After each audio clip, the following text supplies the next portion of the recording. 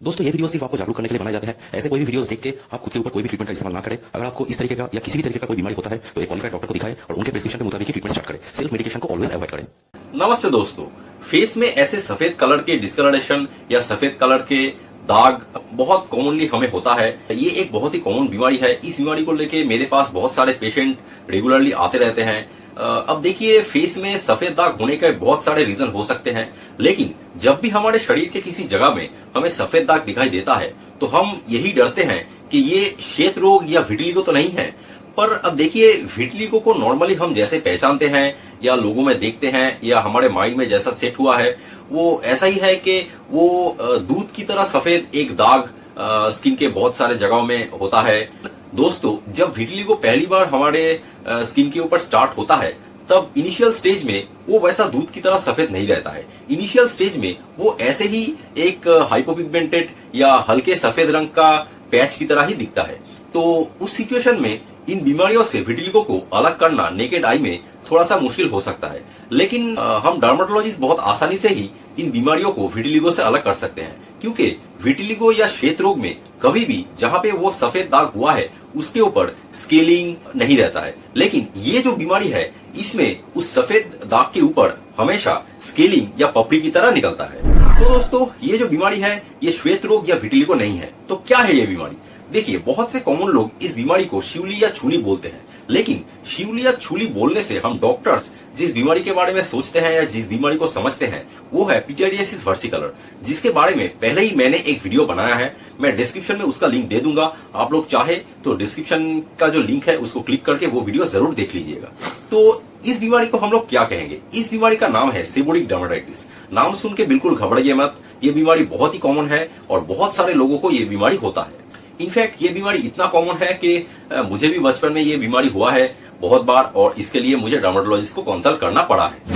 अब देखिए दोस्तों, ये बीमारी एग्जैक्टली क्यों होता है ये तो पता नहीं है, लेकिन मेलासेजिया स्पीसीज का जो फंगस है जिसके वजह से पिटियडियासिस वर्सिकलर यानी शिवली या छुली होता है, उसी फंगस के इन्फेक्शन की वजह से ये बीमारी होता है ऐसा सोचा जाता है।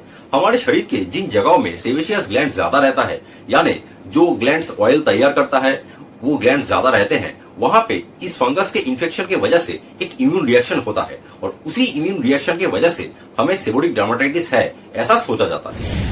तो दोस्तों, कैसे हम इस बीमारी को पहचान सकते हैं? हमारे इंडियन स्किन टोन में इनिशियली ये बीमारी हल्के सफेद रंग का या हाइपोपिगमेंटेड पैच की तरह दिखता है, जैसे इस तस्वीर में आप लोग देख सकते हैं। उसके साथ उस सफेद एरिया के ऊपर स्केलिंग या हल्के पपड़ी की तरह निकल सकता है, जिसको ग्रीजी स्केलिंग कहा जाता है।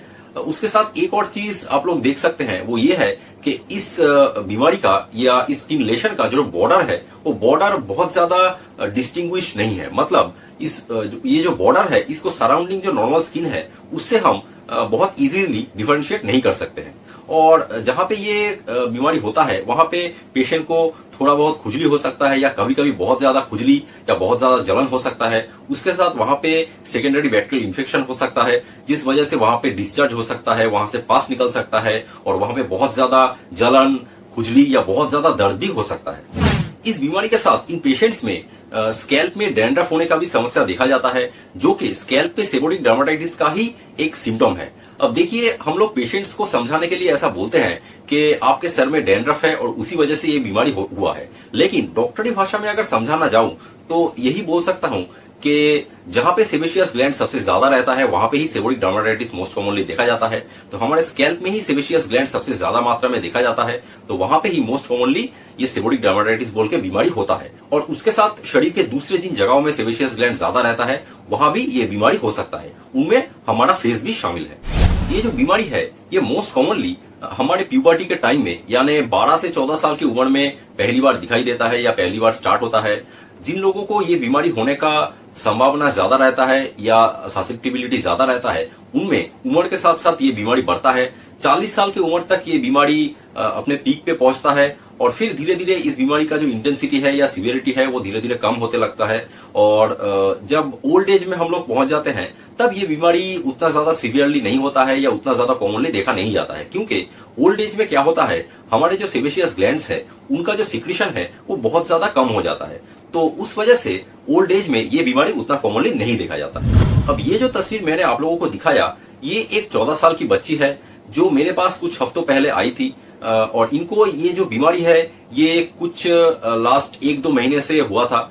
इनको चेहरे के ऊपर सफेद दाग हुआ था, हाइपोपिगमेंटेड एक पैच हुआ था जो आप देख सकते हैं। उसके साथ वहां पे कुछ स्केलिंग भी दिखाई दे रहा है, वहां पे उसको थोड़ा सा खुजली भी था और इसके साथ इस पेशेंट को सर में डैंड्रफ का भी प्रॉब्लम था जो कि स्कैल्प में सेबोरिक डर्माटाइटिस की वजह से ही हुआ था। अब देखिए इस बच्ची का ये जो बीमारी हुआ था इसको तो मैंने क्लिनिकली देख के ही डायग्नोसिस किया था, मुझे इसमें कोई भी इन्वेस्टिगेशन करने की जरूरत नहीं पड़ा। लेकिन इस बीमारी में कभी कभी इन्वेस्टिगेशन करने की जरूरत पड़ सकता है।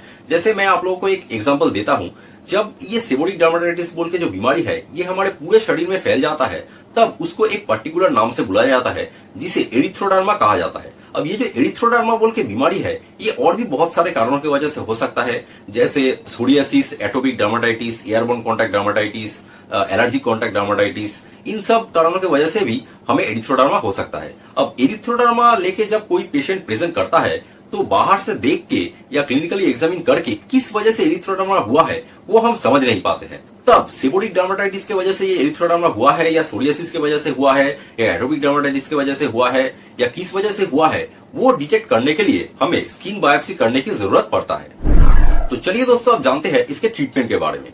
इसके ट्रीटमेंट का सबसे इंपॉर्टेंट पार्ट है पेशेंट काउंसलिंग। काउंसलिंग के दौरान हम लोग पेशेंट को सर में तेल लगाने के लिए बिल्कुल मना कर देते हैं, क्योंकि ये जो मेलाथाजिया नाम का फंगस है ये हमारे सेबेशियस ग्लैंड से जो ऑयल निकलता है उसको खाके ही ग्रोथ करता है, उसको खाके ही बड़ा होता है। तो अगर हम बाहर से और ज्यादा ऑयल सप्लाई करेंगे तो इसको और ज्यादा खाना मिल जाएगा, तो स्वाभाविक तरीके से इसका जो ग्रोथ है वो और ज्यादा बढ़ सकता है।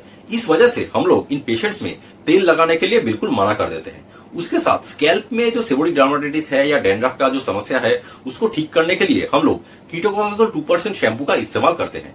2 से 6 साल के बीच के जो बच्चे आते हैं उनमें हम लोग कीटोकोनाजोल 2% शैम्पू हफ्ते में 1 दिन करके यूज करने के लिए बोलते हैं। 6 से 12 साल के बीच के जो बच्चे हमारे पास आते हैं उनमें हम लोग कीटोकोनाजोल शैम्पू हफ्ते में 2 दिन करके यूज करने के लिए बोलते हैं। और 12 साल के ऊपर के जो बच्चे हमारे पास आते हैं उनको हफ्ते में 3 दिन करके कीटोकोनाजोल शैम्पू यूज करने के लिए दिया जाता है। लेकिन एक चीज याद रखना होगा, 2 साल के नीचे के बच्चों में या अगर कोई औरत प्रेग्नेंट है या बच्चे को ब्रेस्ट फीडिंग करवा रही है तो उनमें कीटोकोनाजोल शैम्पू हम यूज नहीं कर सकते हैं। अब अगर स्कैल्प में सेबोरिक डर्माटाइटिस या डैंड्रफ का समस्या बहुत ज्यादा रहता है तो उस सिचुएशन में कीटोकोनाजोल 2% शैम्पू के साथ हम पेशेंट्स को सर में लगाने के लिए एक टॉपिकल कॉर्टिकोस्टेरॉइड और एक टॉपिकल एंटीफंगल का कॉम्बिनेशन लोशन दिन में 2 बार करके लगाने के लिए देते हैं। इसके साथ फेस में या शरीर के दूसरे किसी जगह में जहां जहां पे ये सफेद कलर का दाग हुआ है यानी सेबोरिक डर्माटाइटिस हुआ है वहां पे हम लोग टॉपिकल कॉर्टिकोस्टेरॉइड और टॉपिकल एंटीफंगल क्रीम का एक कॉम्बिनेशन क्रीम दिन में 2 बार करके लगाने के लिए देते हैं। अब देखिए कौन सा कॉर्टिकोस्टेरॉइड क्रीम हमें यूज करना है ये पेशेंट के एज के ऊपर, कहां पे सेबोरिक डर्माटाइटिस हुआ है उसके ऊपर डिपेंड करता है। तो ये आप घर बैठ के डिसीजन नहीं ले सकते। जब आप किसी क्वालिफाइड डर्माटोलॉजिस्ट के पास जाएंगे तो वो आपको एग्जामिन करके कौन सा वाला टॉपिकल कॉर्टिकोस्टेरॉइड यूज करना है वो डिसाइड करेंगे। अब देखिए क्योंकि इस बच्ची को फेस में सेबोरिक डर्माटाइटिस हुआ था और हमारे फेस का जो स्किन है वो हमारे शरीर के दूसरे एरियाज के जो स्किन होते हैं उनसे थोड़ा सा पतला होता है, तो इसलिए मैंने बहुत ही माइल्ड एक टॉपिकल कॉर्टिकोस्टेरॉइड क्रीम और एंटीफंगल क्रीम का कॉम्बिनेशन क्रीम दिन में 2 बार करके लगाने के लिए इनको दिया था। अब देखिए इस बच्ची में 2 हफ्ते ट्रीटमेंट करने के बाद ही ये बीमारी लगभग पूरी तरीके से ठीक हो गया है। इन तस्वीरों में आप देख सकते हैं जो पहले का तस्वीर है और जो बाद का तस्वीर है उसमें आप लोग डिफरेंस क्लियरली डिटेक्ट कर सकते हैं। पहले का जो दाग था वो 14 दिन के बाद लगभग पूरी तरीके से ठीक हो गया है। अब देखिए किन पेशेंट में ये बीमारी कितने दिनों में ठीक होगा ये पेशेंट टू पेशेंट वेरी करता है, ये पहले से हम लोग बोल नहीं सकते हैं। लेकिन मैं आपको इतना बता सकता हूं कि अगर ऐसा कोई बीमारी आपको होता है तो खुद से कुछ भी उल्टा पुल्टा क्रीम अपने फेस के ऊपर मत लगाइए। इससे बीमारी तो ठीक नहीं होगा बल्कि और ज्यादा खराब हो सकता है और इससे आपको दूसरा कोई बीमारी या बहुत सारे साइड इफेक्ट भी हो सकते हैं। तो अगर ऐसा कुछ बीमारी आपको होता है तो जितना जल्दी हो सके एक क्वालिफाइड डर्मेटोलॉजिस्ट को दिखाइए और उनके प्रिस्क्रिप्शन के मुताबिक ही ट्रीटमेंट स्टार्ट कीजिए। आशा करते हैं ये वीडियो आपको अच्छा लगा हो। अगर अच्छा लगा है तो मेरे चैनल को सब्सक्राइब जरूर कीजिए और बेल आइकॉन को क्लिक करना मत भूलिए। तो चलिए दोस्तों मिलेंगे अगले वीडियो में, तब तक स्वस्थ रहिए, खुश रहिए, दूसरों को भी खुश रखिए। नमस्ते।